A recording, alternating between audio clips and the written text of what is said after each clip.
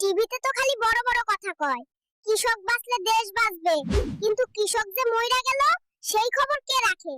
তেলের যা দাম বাড়ছে, আর ট্রাক্টর চালান যাইবো না, কোদাল দিয়েই সব কাম করা লাগবো।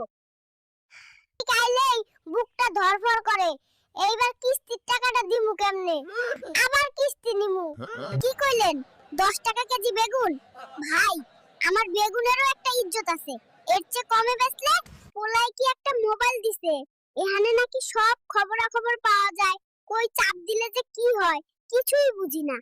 গুগলে তো কইলো আজকে বৃষ্টি হইব, কই বৃষ্টির তো কোনো নাম গন্ধই নাই, যত সব ফাউল কথা। কইছি আমার গামছাটা আলাদা ধুইবা, এটা দিয়ে রান্নাঘরের পাতিল মুছবা না, এইটা আমার অফিসের টাই। কি মনে হয় ছোটবেলায় যথেষ্ট আদর না পাওয়ায় তোমার ফলন ভালো হচ্ছে না?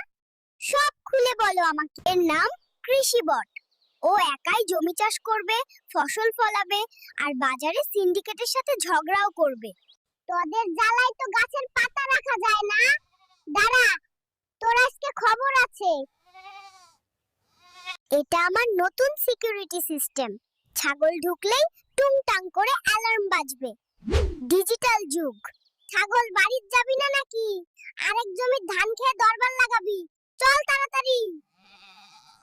এটারে খাওয়াইতে খাওয়াইতে আমি ফকির হয়ে গেলাম, তাও এর পেট ভরে না। আমার গরুই ভালো ছিল।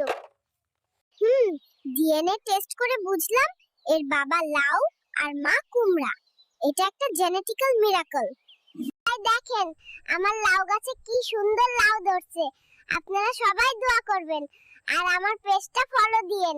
উফ, কি শীত রে বাবা, এই শীতে খেতে নামলে তো হাত পা সব জইমা যাইবো। গুলাও দেখি শহরের মানুষের মতো চালাক হয়ে গেছে, টোপ খায় কিন্তু ধরা দেয় না। बड़ा हरामी हो बेटा। আমার 5টা মুরগির একটা কই গেল? শিয়ালে ধরলো নাকি গত রাইতে কেউ বিরিয়ানি বানায়া খাইলো? দেখুন আমার নতুন আবিষ্কারের নাম কৃষিবট। ও একাই জমি চাষ করবে, ফসল ফলাবে, আর ছাগল তাড়াবে। পোলায় একটা টিপাটিপি মোবাইল দিছে, কোনটায় চাপ দিলে যে কি হয় কিছুই বুঝি না। এর চেয়ে আমার রেডিওই ভালো ছিল।